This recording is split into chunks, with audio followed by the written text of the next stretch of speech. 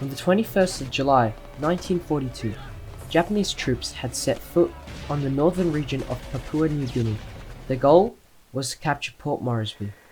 Following the beginning of World War II, on the 7th of December 1941, Japan launched an attack on Pearl Harbor by engaging an unforeseen airstrike on the United States of America.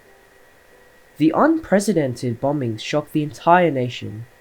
Additionally, after America's humiliating loss in the Battle of Bataan during early 1942, matters only became worse for the Allied forces.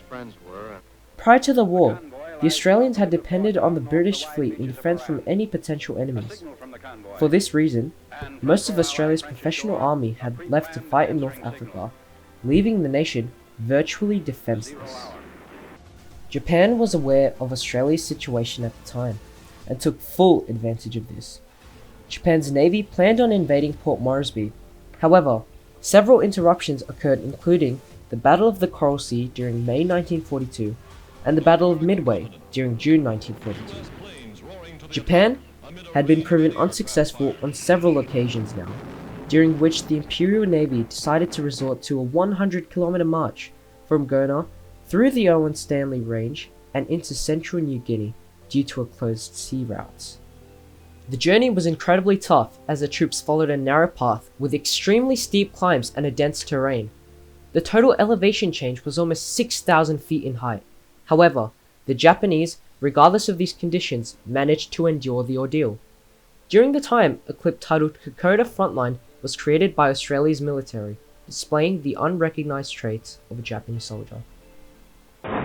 8 days ago, I was with our advanced troops in the jungle, facing the Japs at Kokoda.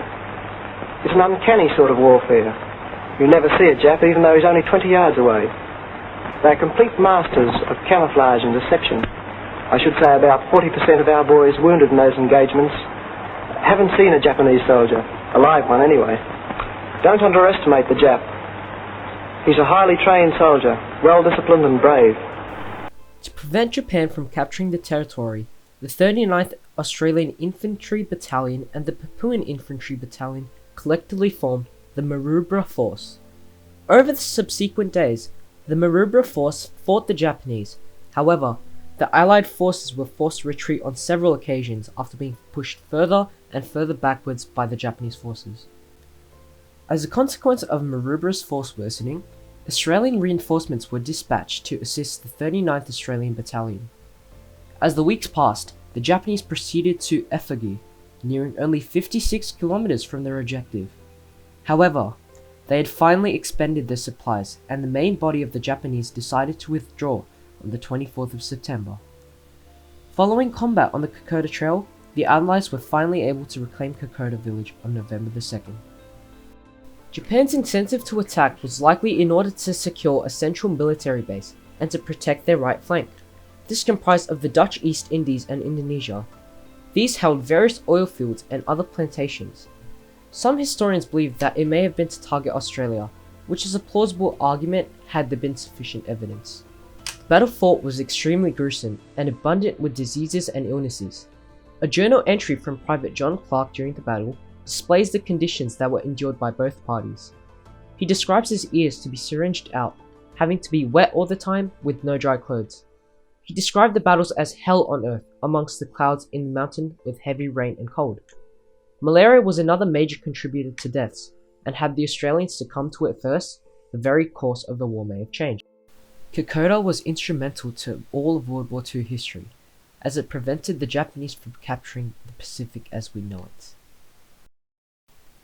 Had the Japanese been able to conquer Port Moresby, pathways between Australia and its allies would be cut off, with the allies having no close air bases to resist the Japanese forces.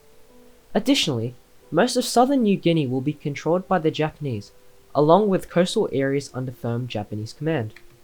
Historian Henry Frey also stated that invading Australia's northern territory was an idea suggested by one of Japan's army generals. However, territorial control of Australia after the fall of Port Moresby seems like a highly unlikely scenario, given the large investment of troops that would have to take place. In the hypothetical situation that such instances did happen, the very course of World War II would change, with Australia being completely isolated from her allies and a possible invasion being held.